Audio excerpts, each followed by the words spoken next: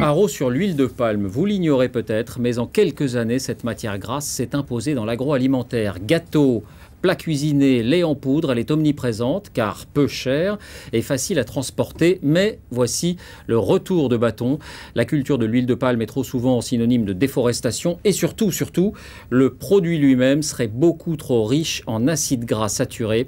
C'est le dossier de cette édition. Il est signé Sophie Mézel, Zidenberkus. Voici l'arbre de toutes les polémiques. C'est en pressant les fruits de ce palmier que l'on obtient de l'huile de palme. Une production extrêmement rentable qui conduit les agriculteurs d'Indonésie et de Malaisie, où se concentre sa culture, à brûler la forêt pour y installer leurs plantations.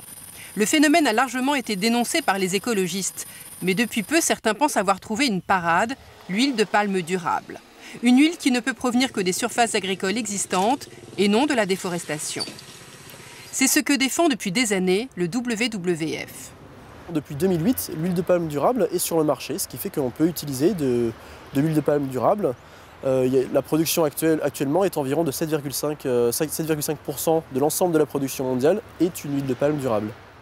C'est le choix de ce fabricant belge de matières grasses. Philippe Thierry, son PDG, qui vérifie ici l'onctuosité de cette margarine, utilise de l'huile de palme dans pratiquement tous ses produits.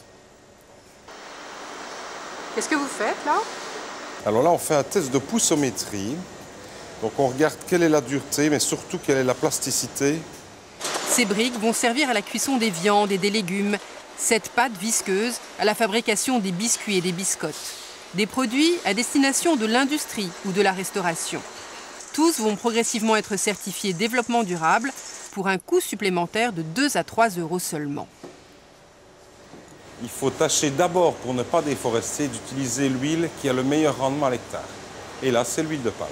Il vaut mieux prendre une huile de palme certifiée, parce que sinon, vous n'avez pas d'alternative. On ne sait plus faire un croissant, on ne sait plus faire une gaufre, on ne sait plus faire un vol au vent. Il y a toute une série de produits où on n'a pas d'autre alternative que l'huile de palme. Car l'huile de palme demeure la seule huile solide à température ambiante quand toutes les autres, colza, maïs, soja et tournesol, sont liquides.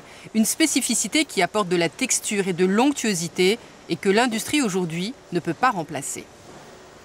D'ailleurs, lorsque vous faites vos courses pour le petit déjeuner, biscottes, céréales, pâtes à tartiner, viennoiseries, vous ne vous doutez pas que ces produits industriels ont pratiquement tous un point commun, ils contiennent de l'huile de palme. Et c'est pareil pour tous les repas de la journée. Cette huile se cache même là où on la soupçonne le moins, dans le bio et même dans le lait pour nourrissons. C'est aujourd'hui la première huile consommée au monde.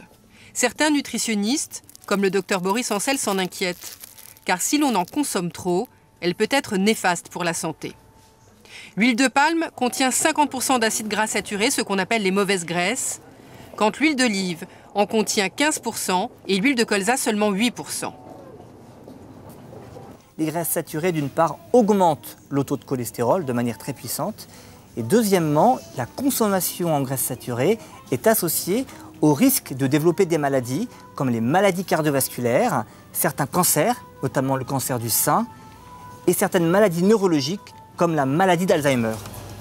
Pour ce médecin, le message est clair. Il faut prendre des bonnes habitudes alimentaires très tôt.